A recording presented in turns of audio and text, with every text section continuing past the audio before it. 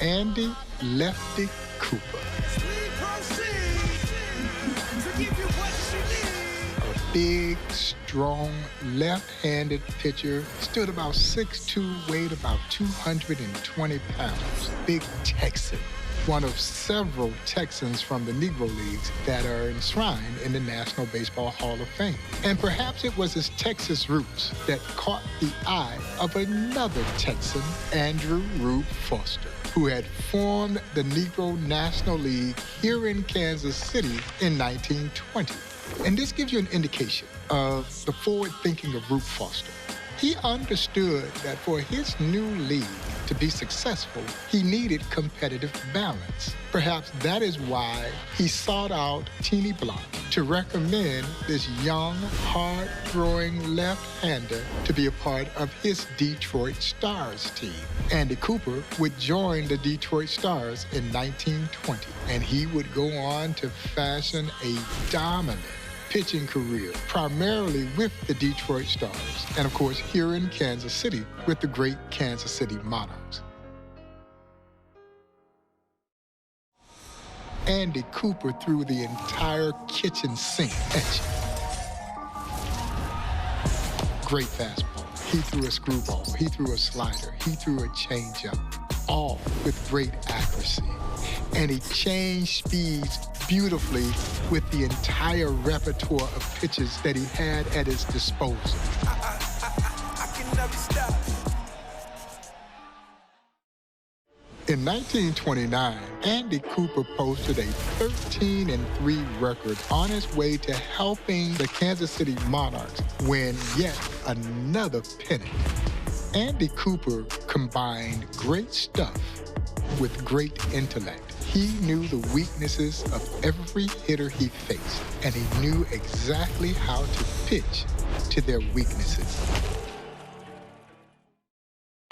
In the Negro League, starting pitchers usually finished what they started, but Andy Cooper was not only superb in the starting rotation, he was equally effective as a reliever. The great Monty Irvin would suggest that Andy Cooper, who holds the Negro League's all-time saves record, would be the closest thing to the closer in modern-day baseball today.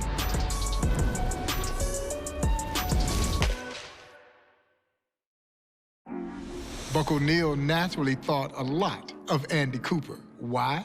Because it was Andy Cooper, along with J.L. Wilkinson, that helped bring a young Buck O'Neil from the Memphis Red Sox over to the Kansas City Monarchs in 1938.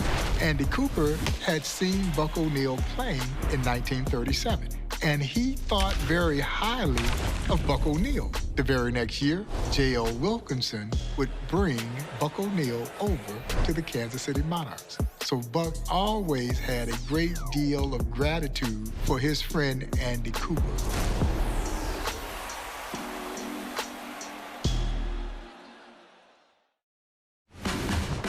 The Kansas City Monarchs had a litany of great managers. Andy Cooper was one of them. Andy Cooper was a great baseball mind. He knew this game inside and out. And he would take young players like Hilton Smith and sit them down and talk the game through them, talk strategy, talk about certain situations. And Hilton Smith, like a sponge, absorbed this information. Hilton Smith would become one of the greatest, most dominant pitchers in baseball history. And if Hilton Smith was alive today, I think he would tip his cap to his friend and mentor, Andy Cooper, for helping him become the great pitcher that he became.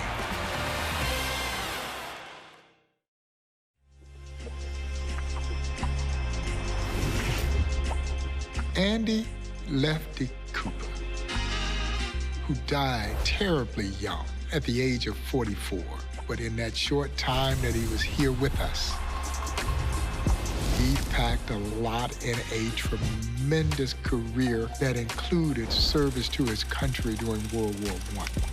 The big, talented left-handed pitcher from Waco, Texas. He dazzled on the mound with an assortment of pitches that kept the hitters off balance. And he also saved a ton of games as a great relief pitcher as well. Andy Cooper was named to the East-West All-Star Game in 1936 when he was 40 years old. Yes, Andy Cooper has rightfully taken his place amongst the immortals of this game in the National Baseball Hall of Fame.